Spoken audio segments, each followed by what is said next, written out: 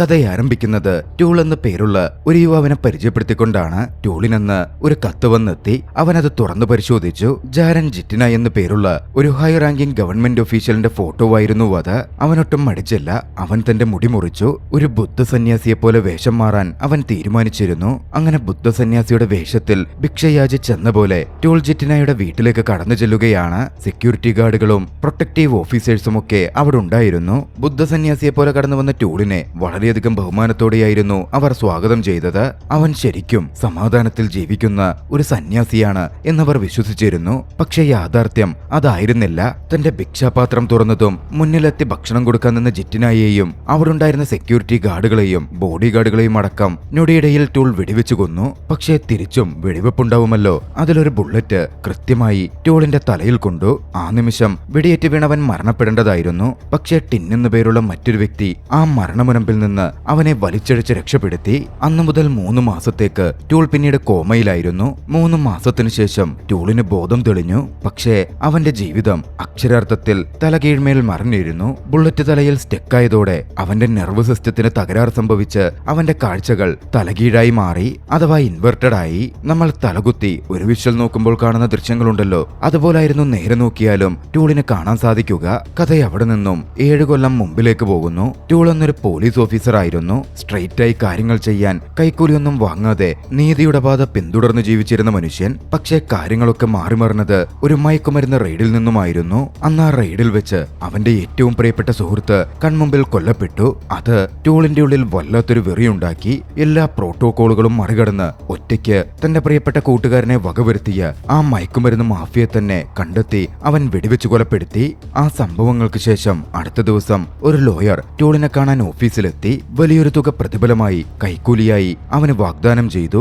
ആ കേസ് മുഴുവൻ തേച്ചുമായ്ച്ചു കളയണം, ഒന്നും കോടതിയിലേക്ക് പോവരുത് എന്ന് ആ വക്കീല് പറഞ്ഞു. കാര്യം ആ മയക്കുമരുന്ന് സംഘം വലിയൊരു ഒഫീഷ്യലുമായി ബന്ധപ്പെട്ടിട്ടായിരുന്നു ഉണ്ടായിരുന്നത്. ടൂളും മുഖത്തു നോക്കി പറ്റില്ലെന്ന് പറഞ്ഞു. അതോടെ വക്കീൽ ഓഫർ ഇരട്ടിയാക്കി. പക്ഷെ തന്റെ കൺമുമ്പിൽ നിന്ന് ഇറങ്ങിപ്പോവാൻ ഒരു ദാക്ഷിണ്യവുമില്ലാതെ ടൂള് പറഞ്ഞു. ഒന്നിനു വേണ്ടിയും തന്റെ നീതിബോധത്തെ വിൽക്കാൻ ടൂൾ അന്ന് തയ്യാറായിരുന്നില്ല. ടൂളിന്റെ ജീവിതം സാധാരണ പോലെ മുമ്പോട്ട് പോയി. റെഗുലറായി ഷൂട്ടിങ്ങും മറ്റും അവൻ പ്രാക്ടീസ് ചെയ്തു. ശരീരം നല്ല രീതിയിൽ മെയിൻറ്റെയിൻ ചെയ്തു. അങ്ങനെയിരിക്കെ ഒരു ദിവസം ടൂള് രാത്രിയിൽ പുറത്തൂടെ സഞ്ചരിക്കുമ്പോൾ ജോയ് എന്നു പേരുള്ള ഒരു പെൺകുട്ടിയുമായി അവൻ കൂട്ടിമുട്ടി. കാണാനേറെ സുന്ദരിയായ ഒരു പെൺകുട്ടി. കണ്ട മാത്രയിൽ ടൂളിന് അവളെ അങ്ങ് ഇഷ്ടപ്പെട്ടിരുന്നു. ടൂള് കാര്യം ഒരു സിംഗിൾ കൂടിയാണല്ലോ. തന്നെ സ്വയം അവൻ അവൾക്ക് പരിചയപ്പെടുത്തി. അവരന്നൊന്നിച്ച് മദ്യപിക്കാനും മറ്റും പോയിരുന്നു. എന്തായാലും സംസാരവും മറ്റു കാര്യങ്ങളും അവരെ ഒന്നിച്ച് ഒരു ഹോട്ടലിലേക്ക് എത്തിച്ചു. അന്നവർ ഒന്നിച്ചൊരു മുറിയെടുത്തു. പക്ഷേ അടുത്ത ദിവസം ഉറക്കത്തിൽ നിന്നുണർന്ന ടൂള് തന്നെ ഞെട്ടിക്കുന്ന കാഴ്ചയായിരുന്നു കണ്ടത്. തന്റെ കൂടെ ഉണ്ടായിരുന്ന ജോയ് എന്ന ആ സ്ത്രീ ബാത്ടബിൽ കൊല്ലപ്പെട്ട് കിടക്കുന്നു. ഞെട്ടിത്തരിച്ചുപോയ ടൂൾ വേഗത്തിൽ അവിടെ നിന്ന് തന്റെ കയ്യും കഴുകി തെളിവുകളൊന്നും അവശേഷിപ്പിക്കുന്നില്ലെന്ന് ഉറപ്പുവരുത്തി വേഗം പുറത്തു കിടക്കുകയാണ്. ടൂളിന് അറിയാമായിരുന്നു അവിടെ തുടർന്നാലോ എന്ത് കാര്യങ്ങൾ തന്നെ ഉണ്ടെങ്കിലോ ആ കൊലപാതകത്തിന് താനാക്കും പ്രതിയാക്കപ്പെടുകയെന്ന്. വീട്ടിലെത്തി ടൂൾ കുറച്ച് സമാധാനത്തോടെ ഇരിക്കുമ്പോ ടൂളിന് ഒരു പാക്കേജ് വന്നു. അതിനകത്തുണ്ടായിരുന്നത് കുറച്ച് ഫോട്ടോസ് ആയിരുന്നു. തലേന്ന് രാത്രിയിൽ ടൂളും ജോയും എൻജോയ് ചെയ്യുന്നതിന്റെ ഫോട്ടോസും ഒപ്പം ജോയ് കൊല്ലപ്പെട്ട് കിടക്കുന്നതിന്റെ ബാത്ടബിലെ ഫോട്ടോസുമായിരുന്നു അതിലുണ്ടായിരുന്നത്. ടൂൾ നല്ല രീതിയിൽ ഭയപ്പെട്ടു. എന്ത് ചെയ്യണമെന്ന് ടൂളിനൊരു പിടുത്തവും കിട്ടിയില്ല. പതിവ് പോലെ ടൂൾ സ്റ്റേഷനിൽ പോയി. അന്ന് സ്റ്റേഷനിലേക്ക് വീണ്ടും ആ പഴയ വക്കീൽ കടന്നു വരികയാണ്. വക്കീലായിരുന്നു ആ ഫോട്ടോസ് ടൂളിന് അയച്ചത്. അത് വെച്ച് ടൂളിനെ വക്കീൽ ബ്ലാക്ക്മെയിൽ ചെയ്യാൻ തുടങ്ങി. ആ നിമിഷത്തിൽ ജോയുടെ കാര്യങ്ങൾ മുഴുവൻ തന്നെ കൊടുക്കാനുള്ള ട്രാപ്പായിരുന്നു എന്ന് ടൂൾ തിരിച്ചറിഞ്ഞു. വക്കീൽ അതോടെ ടൂളിനോട് വിലപേശുകയാണ്. ടൂള് കണ്ടെത്തിയ തെളിവുകളും മറ്റു കാര്യങ്ങളും ഒക്കെ നശിപ്പിക്കണം. ടൂള് മുമ്പ് അറസ്റ്റ് ചെയ്തിരുന്നവരെ വിട്ടയക്കണം. പക്ഷേ ഒരു തെറ്റും ചെയ്തിട്ടില്ല എന്നുറപ്പുള്ള ടൂള് പിന്നോട്ട് പോവാൻ മടിച്ചിരുന്നു. പക്ഷേ ലോയർ വീണ്ടും ടൂളിനെ വിരട്ടാൻ തുടങ്ങിയപ്പോ പെട്ടെന്നുണ്ടായ ആ ദേഷ്യത്തിൽ വക്കീലിനെ ടൂള് കടന്നാക്രമിച്ചു. ആക്രമണത്തിൽ വക്കീല് കൊല്ലപ്പെടുകയും ചെയ്തു. നിയന്ത്രണം വിട്ടുപോയ ആ ഒരു നിമിഷമായിരുന്നു ടൂളിന്റെ ജീവിതം ആകെ മാറ്റിമറിച്ചത്. ടൂൾ അറസ്റ്റ് ചെയ്യപ്പെട്ടു. പിന്നീട് ജയിലിലുമായി. മികച്ച ഓഫീസറാകാം എന്ന ടൂളിന്റെ സ്വപ്നങ്ങളൊക്കെ അതോടെ ഇല്ലാതായി കഴിഞ്ഞിരുന്നു. കൃത്യമായി ക്രിമിനൽ എന്ന പേര് ടൂളിന് മുദ്ര ചാർത്തപ്പെട്ടു. പിന്നീട് ടൂൾ ഒരിക്കലും ആ പഴയ മനുഷ്യനായിരുന്നില്ല. ജയിലിൽ കഴിയുന്ന ആ സമയത്ത് ടൂള് തനിക്ക് വന്ന ഒരു വിസിറ്ററെ കണ്ട് നല്ല രീതിയിൽ ഞെട്ടി. അവനെ കാണാൻ എത്തിയത് കൊല്ലപ്പെട്ടു എന്നവൻ വിശ്വസിച്ചിരുന്ന അതേ ജോയ് ആയിരുന്നു. ജോയെ കണ്ട് ഞെട്ടലോടെ ടൂള് കാര്യങ്ങൾ ചോദിച്ചു. ചോദിച്ചു. ജോയ് പറഞ്ഞു, നിങ്ങളൊരു പോലീസുകാരനാണ് എന്നൊന്നും അന്ന് എനിക്ക് അറിവുണ്ടായിരുന്നില്ല. നിങ്ങളെ പ്രലോഭിപ്പിച്ച് റൂമിലെത്തിക്കണം, പിന്നെ മരിച്ച പോലെ എല്ലാം കഴിയുമ്പോൾ അഭിനയിച്ച് ബാത്തബിൽ കിടക്കണം. ഇതൊക്കെയായിരുന്നു എനിക്ക് തന്നിരുന്ന നിർദ്ദേശങ്ങൾ. നല്ല തുകയും ഓഫർ ചെയ്തു. ആ നിമിഷമാണ് ജോയ് ഒരു വേശിയായിരുന്നു എന്ന് ടൂൾ മനസ്സിലാക്കുന്നത്. തന്നെ കൊടുക്കാൻ വേണ്ടി തന്റെ ശത്രുക്കൾ ഒരുക്കിയൊരു ട്രാപ്പായിരുന്നു നടന്നത് അത്രയുമെന്നും വിവരങ്ങൾ അറിഞ്ഞ ടൂളിന് എല്ലാം അറിഞ്ഞപ്പോൾ ചെറിയൊരു സമാധാനം തോന്നി. പക്ഷേ കൂട്ടത്തിൽ ഉള്ളിലൊരു പകയും ആളിക്കത്തുന്നുണ്ടായിരുന്നു. അവിടെ കൂടുതൽ തുടർന്നാൽ തന്റെ കൈവിട്ടു പോകുമോ എന്ന് പേടിച്ച് ടൂൾ അവിടെ നിന്നും അകത്തേക്ക് നടന്നു. കഥ അവിടെ നിന്നും പ്രസന്റിലേക്ക് തിരികെ വരുന്നു. കോമയിൽ നിന്നിരുന്ന ടൂള് ഓക്കെ ആയ ശേഷം ആശുപത്രി വിട്ടിരുന്നു. പക്ഷെ അവന്റെ കാഴ്ച അപ്സൈഡ് ഡൗൺ ആയിട്ട് തന്നെയായിരുന്നു ഉണ്ടായിരുന്നത്. ടൂളിന് വൈകാതെ അവന്റെ അടുത്ത ടാർഗറ്റ് എത്തിച്ചേരുകയാണ്. അത്തെന്നായിരുന്നു അയാളുടെ പേര്. രാഷ്ട്രീയക്കാരുമായി ബന്ധമുള്ള മയക്കുമരുന്നും കള്ളക്കടത്തും ഒക്കെ നടത്തുന്ന ഒരു ക്രിമിനലായിരുന്നു അയാൾ. എല്ലായ്പ്പോഴും ഒന്നിച്ച് മിഷന് പോവാറുള്ള തന്റെ സുഹൃത്ത് ടിന്നുമുത്ത് ആ ദൗത്യം ഏറ്റെടുത്ത് ടൂള് പുറപ്പെട്ടു. കൃത്യമായി അത്തിന്റെ അടുത്തേക്ക് എത്തിയ ടൂൾ അത്തിനെ 2 വെടിയുണ്ടുകൊണ്ട് തീർത്തു. ഇതേ സമയം ടിൻ അത്തിന്റെ ഭാര്യയെ കൊലപ്പെടുത്താൻ തോക്ക് ചൂണ്ടിയിരുന്നു. പക്ഷേ ടൂൾ വേഗത്തിൽ വന്ന് അത് തടഞ്ഞു. നിരപരാധികളെ കൊല്ലാൻ ടൂൾ ഒരിക്കലും ഒരുക്കമായിരുന്നില്ല. എന്തായാലും ആമിഷം കഴിഞ്ഞ് ടൂള് തന്റെ ജീവിതവുമായി മുമ്പോട്ട് തന്നെ ജീവിക്കാൻ തുടങ്ങി. ഇനിയും ഒരുപക്ഷെ ഇത്തരത്തിൽ മിഷൻ തനിക്ക് ചെയ്യാൻ പറ്റില്ല എന്ന് ടൂളിന് തോന്നിയിരിക്കണം. കാണുന്നത് അത്രയും തലകുത്തി നിന്ന് കാണുന്ന പോലാണല്ലോ കാണുന്നത്. ടൂള് തന്റെ സുപ്പീരിയറിന് ചെന്ന് കണ്ടു. തന്റെ കാര്യങ്ങൾ വിശദീകരിച്ചു പറഞ്ഞു. തന്റെ റെസിഗ്നേഷനും കൈമാറി. താൻ ജീവിച്ചുകൊണ്ടിരിക്കുന്ന ആ ജീവിതം ന്യായീകരിക്കാൻ ഒരു തരത്തിലും അവന് പറ്റുന്നുണ്ടായിരുന്നില്ല. എന്തായാലും മുന്നോട്ട് ജീവിക്കുകയല്ലാതെ വഴിയില്ലല്ലോ. അവൻ തന്റെ ജീവിതം തുടർന്നു. അങ്ങനെയിരിക്കെ ഒരു രാത്രിയിൽ അവനൊരു ഫോൺ കോൾ വന്നു. അവൻ സമാധാനത്തിലായി കഴിഞ്ഞ നല്ലൊരു ദിവസമായിരുന്നു അത്. കോൾ എടുത്തതും പെട്ടെന്ന് ടൂളിന് നേരെ ആക്രമണം നടക്കുകയാണ്. അവനോട് രക്ഷപ്പെടാൻ ശ്രമിച്ചു. കോണിയിലേക്ക് എത്തിയെങ്കിലും അവരവനെ ആക്രമിച്ചു വീഴ്ത്തി. ഒടുവിൽ ടൂളിനെ അടിച്ചു വീഴ്ത്തി അവർ ബന്ദിയാക്കി കൊണ്ടുപോയി. കണ്ണു തുറക്കുമ്പോൾ ടൂൾ ഒരു ബിൽഡിംഗിലായിരുന്നു. അവനെ ബന്ധിപ്പിച്ചു വെച്ചിരിക്കുന്നു. അവനെ പിടിച്ചുകൊണ്ടുപോയവർക്ക് അവനാരെന്ന് കൃത്യമായിട്ട് അറിയാമായിരുന്നു. അവർക്ക് വേണ്ടത് അവന്റെ ബോസിന്റെ പേരായിരുന്നു. അവന്റെ ബോസ് ആരാണ് നിനക്ക് ഓർഡേഴ്സ് തന്നത് എന്ന തരത്തിൽ അവർ ചോദിക്കാൻ തുടങ്ങി. ടൂൾ അത് പറയാൻ വിസമ്മതിച്ചതോടെ അവരവനെ ഒരുപാട് ടോർച്ചർ ചെയ്തു. അവന്റെ ജനനേന്ദ്രിയത്തിൽ പോലും മെഴുതിരി ഉരുക്കി ഒഴിച്ചു. പക്ഷേ എന്നിട്ടും ടൂൾ തന്റെ ബോസിന്റെ പേര് പറഞ്ഞു കൊടുത്തില്ല. വേദന മുഴുവൻ അവൻ വലിയ തോതിൽ സഹിച്ചു. വൈകാതെ അവനെ തലകീഴായി കെട്ടിത്തൂക്കി. അവനെ നിരീക്ഷിക്കാൻ ഗാർഡുകളും അവിടെ ഉണ്ടായിരുന്നു. പക്ഷേ സാധാരണ തലകീഴായി കെട്ടിത്തൂക്കിയാൽ ബുദ്ധിമുട്ട് അനുഭവപ്പെടുമെങ്കിൽ ടൂളിനെ സംബന്ധിച്ച് തലകീഴായി കെട്ടിത്തൂക്കുമ്പോൾ നേർരേഖയിൽ കാണാനാണല്ലോ സാധിക്കുക. അവന്റെ വീക്ക്നെസ് ആയ റിവേഴ്സ് വിഷൻ അവിടെ അവന് പോസിറ്റീവായി വർക്ക് ചെയ്യുന്നു. അവിടെ ഉണ്ടായിരുന്ന ഗാർഡുകളെ അടക്കം ആക്രമിച്ച് വലിയൊരു കൗണ്ടർ അറ്റാക്ക് തന്നെ അവൻ നടത്തി. ഒടുവിൽ അവിടെ നിന്ന് പുറത്തു ചാടി രക്ഷപ്പെട്ടു പോന്നു. കഥ അവിടെ നിന്നും വീണ്ടും ഫ്ലാഷ് ബാക്കിലേക്ക് പോവുകയാണ്. ടൂള് ജയിലിൽ അകപ്പെട്ടിരുന്ന കാലം. ടൂളിനെ കാണാൻ ഒരു വിസിറ്റർ എത്തി. ഡീമൻ എന്ന് വിളിക്കപ്പെടുന്ന ഡോക്ടർ സുവാങ് എന്ന വ്യക്തി. സുവാങ് ഒരു ഗവൺമെന്റ് ഒഫീഷ്യൽ കൂടിയാണ്. സുവാങ് അന്ന് ടൂളുമായി സംസാരിച്ചു. ടൂളിന് മുമ്പിലേക്ക് ഒരു ഓഫർ വെച്ചു. താൻ പറയുന്ന ഒരു കാര്യം ചെയ്തു കഴിഞ്ഞാൽ ടൂളിന് എളുപ്പത്തിൽ മോചിതനാകാം. അതായത് 2 ആഴ്ച കൊണ്ട് ജയിൽ മോചിതനാകാം. പിന്നാലെ ടൂൾ ആ ജോലി എന്തെന്ന് കേട്ടു. ഗവൺമെന്റിന് വേണ്ടി ഒരു ഹിറ്റ്മാൻ ആവുക എന്നതായിരുന്നു അത്. പോലീസിനും രാഷ്ട്രീയത്തിനും ഒന്നും തൊടാൻ പറ്റാത്ത ലെവലിലുള്ള സമ്പന്നരായ ഹിറ്റ്മാൻസിനെയും അസാസിൻസിനെയും ക്രിമിനൽസിനെയും ഒക്കെ കൊന്നുതള്ളുന്ന ജോലി. സിസ്റ്റത്തിന്റെ പിന്തുണയുള്ള ഒരു ഹിറ്റ്മാൻ. പക്ഷേ ടൂൾ ആദ്യം അത് പറ്റില്ലെന്നായിരുന്നു പറഞ്ഞത്. നിയമമനുസരിച്ച് ജീവിച്ച ഒരു പോലീസുകാരനായിരുന്നു അയാൾ. അയാൾക്ക് ഒറ്റയടിക്ക് അങ്ങനെ മാറാൻ പറ്റില്ലായിരുന്നു. ഡീമനിൽ നിന്നും ടൂൾ നടന്നകന്നു. അങ്ങനെ 4 കൊല്ലക്കാലം കടന്നുപോയി. ഒടുവിൽ ടൂള് ജയിൽ മോചിതനാവുകയാണ്. ഒരു ഷോർട്ട് കട്ടുകളും അവൻ എടുത്തില്ല. സാധാരണ രീതിയിൽ തന്റെ ശിക്ഷ അനുഭവിച്ച് അവൻ പുറത്തിറങ്ങി. അങ്ങനെയിരിക്കെ വീണ്ടും ടൂള് ജോയെ കണ്ടുമുട്ടി. അവരുടെ ജീവിതം സന്തോഷകരമായി മാറി. കുറച്ചു നാളുകൾ ടൂൾ ഒരുപാട് സന്തോഷത്തിൽ ജീവിച്ചിരുന്നു. പക്ഷേ അതും നീണ്ടുപോയില്ല. മയക്കുമരുന്ന് ഓവർഡോസായി ഒരു ദിവസം ജോയ് മരണപ്പെട്ടു. മറ്റൊന്നും അന്വേഷിക്കാൻ പോലും നിൽക്കാതെ ഒരു സെക്കൻഡ് തോട്ട് പോലും ഇല്ലാതെ പോലീസ് ആ കേസ് ഡിസ്മിസ് ചെയ്തു. പക്ഷേ അത് തകർത്തു കളഞ്ഞത് ടൂളിന്റെ വിശ്വാസമാണ്. അവൻ വിശ്വസിച്ചിരുന്ന നിയമത്തിലും സിസ്റ്റത്തിലും ഉണ്ടായിരുന്ന വിശ്വാസം നീതി നടപ്പാക്കുന്നത് പരാജയപ്പെട്ടിരിക്കുന്നു. അതോടെ സിസ്റ്റത്തിനെതിരെ പൊരുതുന്ന കോൺട്രാക്ട് കില്ലറുടെ ജോലി അവൻ ഏറ്റെടുക്കുകയാണ്. കഥ അവിടെ നിന്നും പ്രസന്റിലേക്ക് വരുന്നു. തട്ടിക്കൊണ്ടുപോയവരിൽ നിന്ന് ആക്രമണം നടത്തി രക്ഷപ്പെട്ട ടൂൾ ഓടിവന്ന് കയറിയതൊരു കാറിലേക്കായിരുന്നു. കാർ ഡ്രൈവറായ റിൻ എന്ന ലേഡി ടൂളിന് എവിടാണ് പോവേണ്ടതെന്ന് ചോദിച്ചു. അന്ന് രാത്രി മുഴുവൻ റിൻ വാഹനം ഓടിച്ചു. ഒടുവിൽ അവർ ഒരു ഹാർബറിലേക്ക് എത്തിച്ചേർന്നു.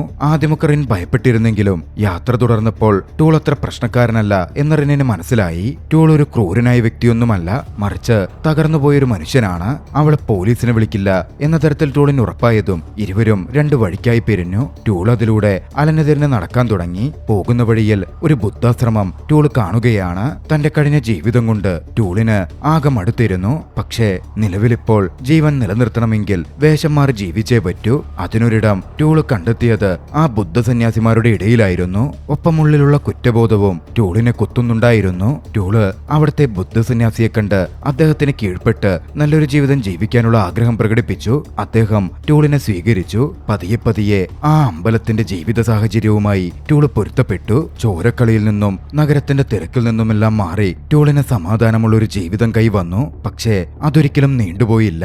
ടൂളിനെ മുമ്പ് ആക്രമിച്ചവർ വീണ്ടും ടൂളിനെ കണ്ടെത്തി ടൂളിനുമേൽ ആക്രമണം നടത്താൻ തുടങ്ങി. വിശുദ്ധമായ ആ ഇടത്ത് താൻ കാരണം രക്തക്കറകൾ പതിക്കരുത് എന്ന് ടൂളിനുണ്ടായിരുന്നു. ഹെഡ്മങ്കിനെ അടുത്തെത്തി അവിടം വിട്ടുപോവാനുള്ള അനുമതി ടൂള് ചോദിച്ചു. പശ്ചാത്താപത്തിലേക്കുള്ള അവന്റെ യാത്ര അവസാനിച്ചിരുന്നില്ല. കടങ്ങൾ വീട്ടാൻ ബാക്കി നിൽക്കുന്നു. ടൂൾ അങ്ങനെ ആ ബുദ്ധാശ്രമം വിട്ടിറങ്ങി. അവിടെ നിന്ന് ഓടിയിറങ്ങിയ ടൂള് വീണ്ടും എത്തിപ്പെട്ടത് വേഗത്തിൽ വരുന്നൊരു കാറിന് മുമ്പിലേക്കാണ്. ടൂൾ ആ കാറിൽ കയറി. യാദൃച്ഛികമെന്നവണ്ണം ഇത്തവണയും ആ കാർ ഓടിച്ചിരുന്നത് പഴയ റിൻ തന്നെയായിരുന്നു. ടൂളിനെ പിന്തുടർന്ന് ആളുകൾ അപ്പോഴും കൊല്ലാൻ വരുന്നുണ്ട്. റിന്നിനെ വീണ്ടും തന്റെ ജീവിതവുമായി ബന്ധപ്പെട്ട അപകടത്തിലേക്ക് വലിച്ചിഴച്ചു എന്ന് തോന്നിയ ടൂൾ തന്നെ പറ്റിയുള്ള കാര്യങ്ങൾ അവളോട് പറയാൻ തീരുമാനിച്ചു. യാത്ര കുറച്ച് മുമ്പോട്ട് നീങ്ങിയപ്പോൾ ഒറ്റപ്പെട്ട ഒരിടത്തെത്തിയപ്പോൾ പെട്ടെന്ന് അവളുടെ കാറിന്റെ ടയർ പഞ്ചറായി. അവർക്ക് അവിടെ ഇറങ്ങേണ്ടി വന്നു. പിന്നാലെ ഒരു റിപ്പയർ ഷോപ്പ് കണ്ടുപിടിക്കാൻ വേണ്ടി അവർ ആ കാടിനുള്ളിലൂടെ മുമ്പോട്ട് നടന്നു. പക്ഷേ അവിടവും സുരക്ഷിതമായിരുന്നില്ല. അസാസിൻസ് എത്തി ഷൂട്ടൌട്ട് ആരംഭിച്ചു. റിന്നിനെ സേഫാക്കാൻ ടൂള് മറ്റൊരു വഴിയിലേക്ക് തിരിഞ്ഞു. മറഞ്ഞിരുന്നും മറ്റുമായി ടൂൾ അവരെയൊക്കെ വകവരുത്താൻ ആരംഭിച്ചു. അതിലൊരു അസാസിൻ റിന്നിനടുത്തു വരെ എത്തിയതായിരുന്നു. കൃത്യസമയത്ത് ടൂളത് കണ്ടതുകൊണ്ട് അയാളെ വകവരുത്തി. തന്റെ മുമ്പിൽ നടന്ന കൊലപാതകങ്ങൾ കണ്ട് തന്നെ കൊല്ലാൻ വന്ന വ്യക്തിയെ കണ്ട് റിൻ ഭയക്കുന്നുണ്ടായിരുന്നു. പക്ഷെ പെട്ടെന്ന് താനപ്പോൾ വെടിവെച്ച് വീഴ്ത്തിയ വ്യക്തിയെ കണ്ട് ടൂള് ഞെട്ടിത്തെറിച്ചു പോയി. അത് ടിന്നായിരുന്നു. ടൂളിന്റെ പ്രിയപ്പെട്ട കൂട്ടുകാരനായിരുന്ന, ഒരിക്കൽ മരണത്തിന്റെ വക്കിൽ നിന്ന് തന്നെ രക്ഷപ്പെടുത്തിയ അതേ ടിൻ തന്നെ. തന്റെ കൈകൊണ്ട് ടിൻ കൊല്ലപ്പെട്ടിരിക്കുന്നു. മനഃപൂർവ്വമല്ലെങ്കിലും തന്റെ കൈകൊണ്ട് ടിൻ മരിച്ചിരിക്കുന്നു. ടൂളിന് വിഷമം സഹിക്കാൻ സാധിച്ചില്ല. കുറ്റബോധത്താൽ നിറഞ്ഞ് വേദനയാൽ പൊതിഞ്ഞ് ടിന്നിന്റെ ശവശരീരത്തിനടുത്തിരുന്ന് ടൂളൊന്ന് പൊട്ടിക്കരഞ്ഞു. അടുത്ത ദിവസം ടൂള് തന്റെ പ്രിയപ്പെട്ട കൂട്ടുകാരന്റെ മൃതശരീരം അടക്കം ചെയ്തു. പുലർച്ചെയായി കഴിഞ്ഞിരുന്നു. അക്രമികളുടെ വണ്ടിയിൽ നിന്നും ആവശ്യമായ സാധനങ്ങൾ എടുത്ത് റിന്നിന്റെ കാർ ടയർ ടൂൾ തന്നെ ശരിപ്പെടുത്തി. എല്ലാം ശരിയായതും റിന്നും ടൂളും വീണ്ടും അവരുടെ യാത്ര പുനരാരംഭിച്ചു. ഇത്തവണ ക്യാപിറ്റലിലേക്ക് പോവാനായിരുന്നു അവർ തീരുമാനിച്ചത്. ആ യാത്രയിൽ താൻ മനസ്സിലാക്കിയ കാര്യം റിൻ ടൂളിനോട് പറഞ്ഞു. നിങ്ങളുടെ വാലറ്റ് പരിശോധിച്ചപ്പോ എനിക്കൊരു കാര്യം മനസ്സിലായി. നിങ്ങൾ മുമ്പ് ഒരു പോലീസുകാരനായിരുന്നല്ലേ, പക്ഷേ ഇപ്പോ ഒരു കൊലപാതകിയാണ്.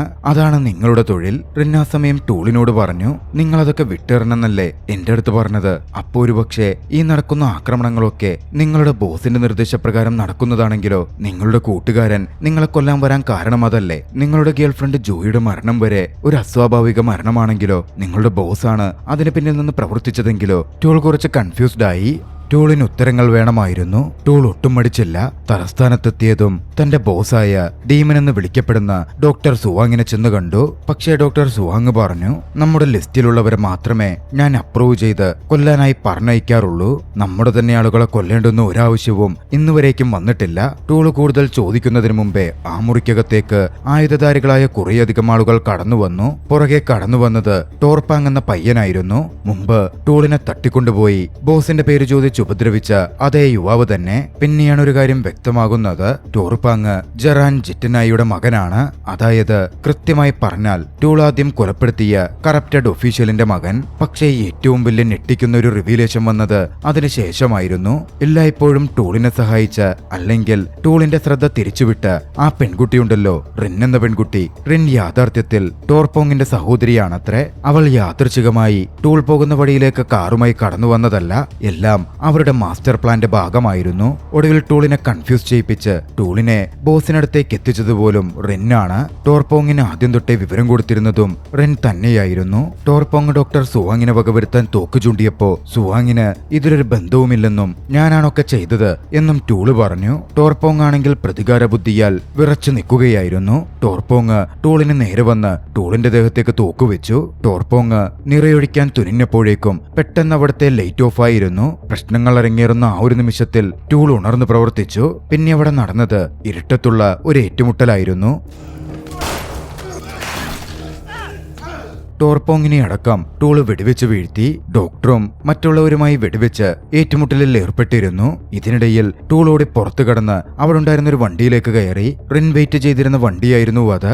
റിൻ വേഗത്തിൽ വണ്ടിയെടുത്ത് പോവാൻ ആരംഭിച്ചു. റിന്നൊന്നും പറഞ്ഞില്ലെങ്കിലും തന്നെ സഹായിക്കാൻ അവിടുത്തെ പവർ ഓഫ് ചെയ്തത് റിന്നാണ് എന്ന് ടൂള് മനസ്സിലാക്കിയിരുന്നു. ടൂളിന്റെ ബോസിനെ കൊല്ലണം എന്ന് മാത്രമേ റിന്നപ്പോൾ ഉദ്ദേശിച്ചിരുന്നുള്ളൂ. ടോർപോങ് ടൂളിനെതിരെ തിരിഞ്ഞപ്പോ ടൂളിനെ രക്ഷപ്പെടുത്താൻ റിൻ ചെയ്തതായിരുന്നു അത്.